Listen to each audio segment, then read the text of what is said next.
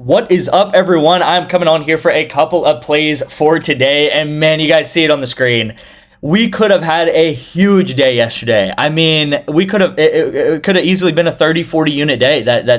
Just a huge day, guys. I got nothing else to say. You guys see it on the screen. We had 1, 2, 3, 4, 5 entries miss by one leg, guys. 5 entries. This entry in particular, this guy had like 42 passes at halftime, and he somehow only gets like 15 passes in the second half. I have no idea how he passed so little in the second half, being that involved in the team in the first, and he doesn't get pulled or anything. Just crazy that he does not get this line here. So we easily should have went up at least 15 units. But we some other things, like for example, in an alternate universe, like if this thing hits, let's say one of these 3-mans hit, I mean, this is an easy 30 unit day, 25, 30 unit day, easily. So the thing that I want to say, though, obviously the elephant in the room is that we did hit this one, but guys, 5 entries missed by one leg. And this is a universal experience in sports betting, right? A lot of people think about sports betting and they think that they're the only one that's ever missed a parlay by 0.5, or they're the only one that ever, misses by 3 out of 4, guys. This is me showing you here. We're very profitable on this channel, and you could be like, oh man, well, you get lucky all the time. Like I would say we even swing unlucky a little bit. Like, stuff like this happens to us all the time. But when is the last time you have missed 5 entries by one leg? 5 parlays by one leg, and these are 3 and 4-man parlays, but we are still profitable on the day. And this is just the beauty of the VIP, the determination of the VIP, and just the how hard it is for PrizePicks to have us lose over a long period of time. Because you see right here, 9.25x. What does this mean? This entry instantly puts us up 8.25 units from hitting right here. So this one entry alone puts us up 8.25 units. All right. Now we got to call these what they are. They are still losses at the end of the day. You guys obviously how close they were, but 1 loss, 2 losses, 3 losses, 4 losses, 5 losses, 6 losses. Okay. Let's just say there was one more sprinkled in there. Let's say there's another one, happening right now or something. 7 losses. Now, 8.5 units we go up because of this. So we have 7 losses and we go up 8.25 units because of all this. So if you do the math, we're still profitable by about a unit to a unit and a half because of this one entry alone. Now, with that being said, you obviously have to give me a little bit of credit or take all this with a grain of salt, because on the high end, right, in an alternate universe, if we hit 3, 4 of these, I mean, again, we go up, I would say 35 units, maybe even 40 units at the maximum. Like, I mean, honestly, if we had the best case scenario and we have this, all 3 of these hitting, all 3 of these 3-mans hitting, and then we have 3 of these 4-mans hitting, I mean, honestly, forget 35 units. This is a 40 plus unit day easily if all 6 things happen. And then on the low end, of course, you have to understand that this could have potentially not hit, and we could have had like 8 losses, right? So we could have potentially went down 8 units. Now, this is the high end right here, what we could have had if everything goes correctly. This is worst case scenario. Now, this is another important part, is that in the VIP, guys, our good days heavily outweigh our bad days, okay? When we have a bad day, we're going down 5 units, 6 units, nothing hits. Oh man, that sucks. When we have a good day, we go up 25, 30 units in that day, and it way outweighs the bad days, right? You really need to have like 5 bad days sometimes to outweigh one massive day for us, okay? And not even a massive day, guys. Sometimes we have massive runs where we have day after day after day going up 20 units, and that actually happened at the beginning of May, and you guys can go watch those videos if you want to. I was in Japan at the time, and we actually had a 75 unit run over a 12-day span, and over 12 days, we won every single day of those 12 days, okay? Now, we hit this one here. Like I said, this is great. World Cup correlation, Canadian football correlation. If you guys don't know, one of the most correlated, if not the most correlated sports is football, okay? And this is why I always talk about football season, because it's extremely correlated, guys. You'll see that Nick Dembski gets 6 catches. So because he gets a ton of catches and because these guys were throwing a lot, this guy gets 290 yards. Now, this one was very close. I got to be honest, right? This one was very close, and like maybe even got a little bit lucky for hitting this one, but you got to give me credit that all of these were also unlucky that these did not hit, especially this one, man. Super mad at this guy. that he did not hit. Also on better, we go 2 out of 2 over the past 2 entries, right? Shohei Ohtani and then Moranian Ninja, she goes ahead and goes under. And then Vinny Jr. goes over, and then XNID goes under. And I believe this was a free pick maybe on my channel, but maybe not. But this could have been the VIP also, because I just updated everything about 5 minutes ago. PrizePicks underdog, we are now at like 120, and we've been at 120 all week, okay? So this whole week has been very up and down, very up and down. Whether it's we have like 7 misses and then 1 big hit that's going to put us up a unit or put us break even or minus a unit, or we've had some days where we've gone down 3 units and then up 3 units the next day, then gone down, then gone up. And I explained this in yesterday's video as well, and we're going to have days like that, right? There's pretty much 3 things that can happen. 3 things that we go through, right? And I like to call the first one the mountain of glory, right? So you're up here on the mountain of glory, and really what the mountain of glory is, guys, is that everything hits. You feel on top of the world, and you feel like nothing is ever going to miss again. You feel like every entry you play is going to hit. You're super confident. You're on top of the world, and this is an easy time, man. This is an amazing time because you're just like, I'm on top of the world. I'm going to keep making money all the time. The second phase is kind of where we're in now. And it's kind of just, normal, just, up and down, up and down, up and down. And then the third phase is what I like to call the pit of despair, right? So you're in the pit of despair down here. And the pit of despair is really the difficult part. And this is the opposite of the mountain of glory, where you feel like nothing is ever going to hit, right? So the mountain of glory is like everything's going to hit all the time. I'm on top of the world. I'm super confident. Pit of despair is like, man, are we ever going to hit an entry again? And then you go a day and it happens again, and you have a horrible day again, and crazy things happen where you miss the entry, and you're like, surely tomorrow is going to be better. And then tomorrow happens, and then again it happens again, where just everything goes wrong, and you just feel horrible about it. And again, the main advice I can give you is treat it very professionally and understand that these swings up and down are going to happen. But over a long period of time, guys, we're going to have these swings where we go through peaks and we go through mountains and pits and everything. But over time, we just want to go like this, and we want to go up and to the right. That's all I care about. All I care about is the profit, guys. And if you see the past 2.5 years, what do you know? We have a very, very long-term profit, and you're going to see there's these pits, there's these mountains everywhere, right? These peaks and these valleys absolutely everywhere riddled in here, right? Down here, up here, right? Everywhere in these past 2.5 years, there's been ups and downs, okay? So hopefully you guys are understanding and learning something in the video. Now, I did want to go over one more thing yesterday, so I apologize about that because I do like talking, it seems. But this play right here, which was yesterday's entry, we took Pete Crow Armstrong to go over for hitter fantasy score. I feel like that was a really easy call. That game does go into overtime. I believe he hits in overtime, but he had like 2 or 3 hits last night. But yeah, he does go ahead and hit. Now, with Gabriel Goodmunson, something like that, I took him under, and I was really confident in this play, okay? I'll be honest. I was super confident in that play. The reason why he does not play, or he does not hit, is because he actually plays a different position than I thought he was going to play, okay? So if we look over here, he actually plays a much more centralized role, and I showed you guys this yesterday. I think I have this pulled up, but yeah, this is what I showed you guys yesterday, is normally his role is right here by the sideline, okay?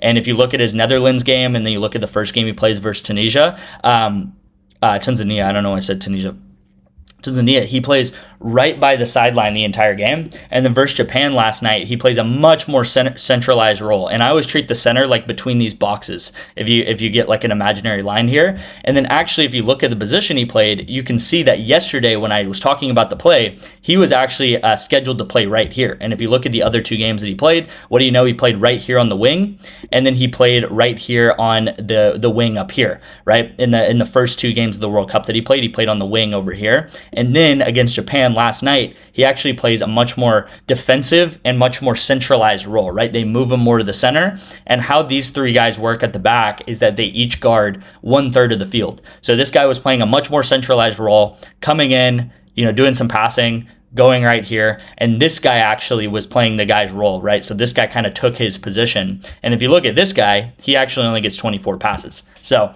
if this guy would have played right here, we probably do hit this line and he goes under. But, again, I can't go into the mind of the Swedish coach and be like, hey, are you going to play this guy, in what position today? It's just how sports betting is, guys. You can't make all the right predictions all the time. I saw that he played 2 games in a row in the World Cup at that position. I thought the line was too high. The line bumps down to, I believe, 29.5 by game time, and it was close.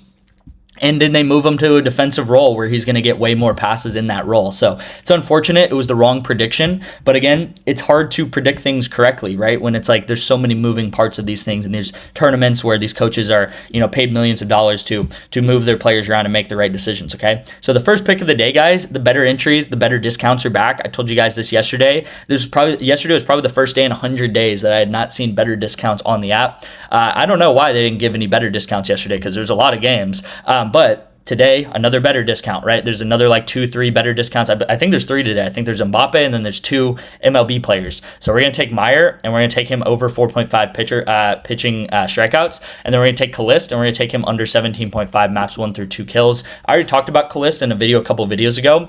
We took him under 18. I still really like him at under 17.5. I talked about his team pretty much needing to 3-0 their opponent for him to go over. And I think there was like a 40% chance that was going to happen according to the sports books. So there's a 60% chance, in other words, that doesn't happen. And I think there's a 60% chance that he goes under, okay? And every time you're finding like 60, 62, 65% props, it's generally a pretty good thing, okay? So let's get into the play of the day for PrizePicks, guys.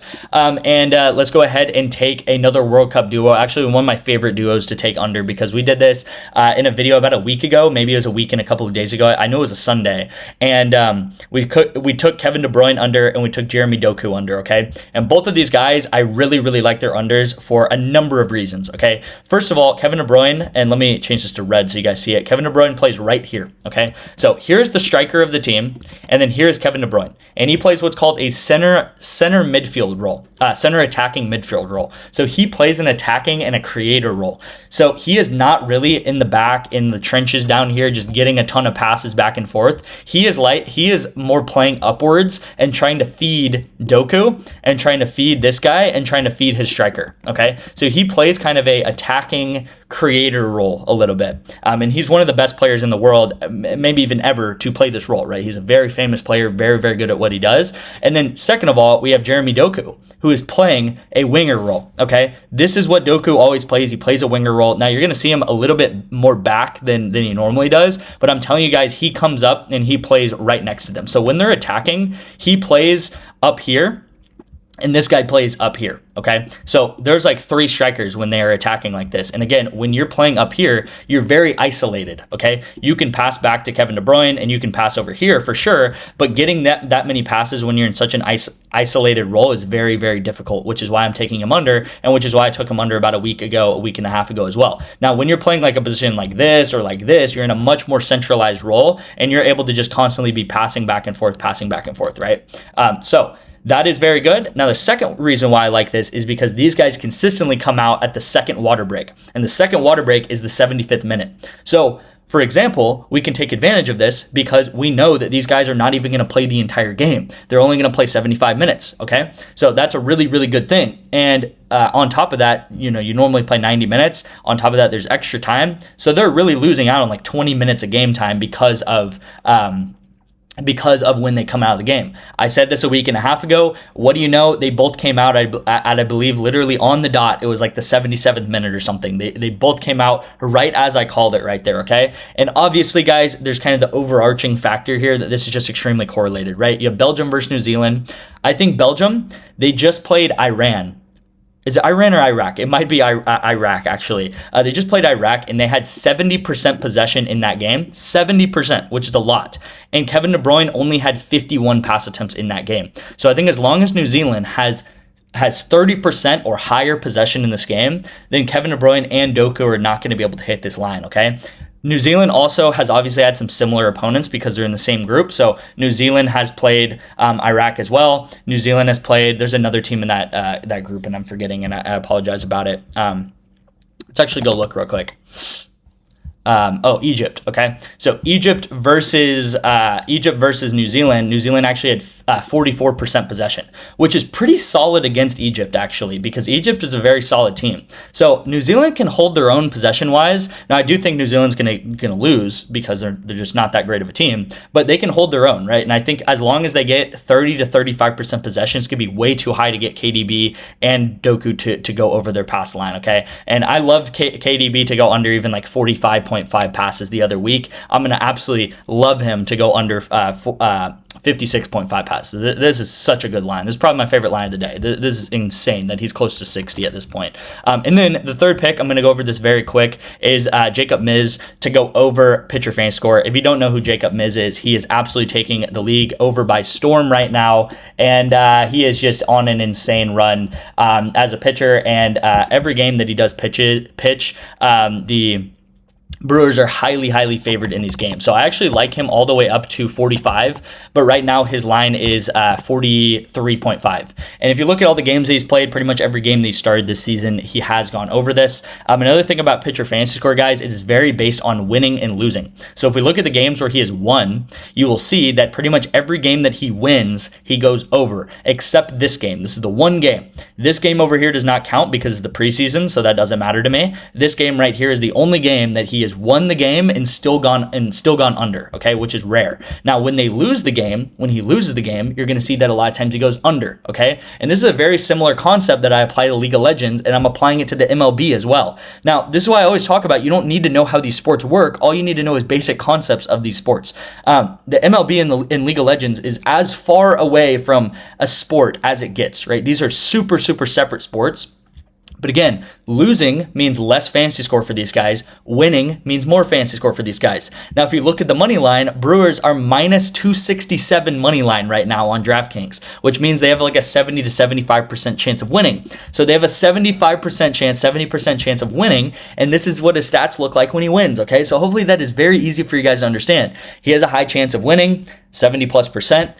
When a pitcher gets a win, they get high fantasy score. Why do they get high fantasy score? Because if you look at the fantasy score and how it's graded on PrizePicks, when a pitcher gets a win, they get six score. When they get a quality start, they get 4 score. So there's very limited times where you're going to see a pitcher go over when he does not either get a quality start or a win. Now, on top of that, earned runs is a big thing as well. You get -3 for an earned run, which is huge. So the less that a team is scoring, the less they're going to win. The more you're going to win as a pitcher, the more you're going to get a quality start as a pitcher, and all these things are going to go up and up and up, right? So if the Brewers have a really good game, if they play really good defense, and Miz is, he's going to win the Cy Young probably this year, right? He's like the best pitcher in the league. He's probably going to go over, right? Hopefully that makes sense, right? Hopefully I explain these things easily to you, right? These guys are going to go under together because I don't expect them to have like 75, 80% possession. That seems a little bit high. And then Miz should win this game, and he should go over his fantasy score, okay? So this is why I always pair up these things together, and it doesn't have to be very complicated, guys. It can be simple like this, okay? So let's keep winning, guys.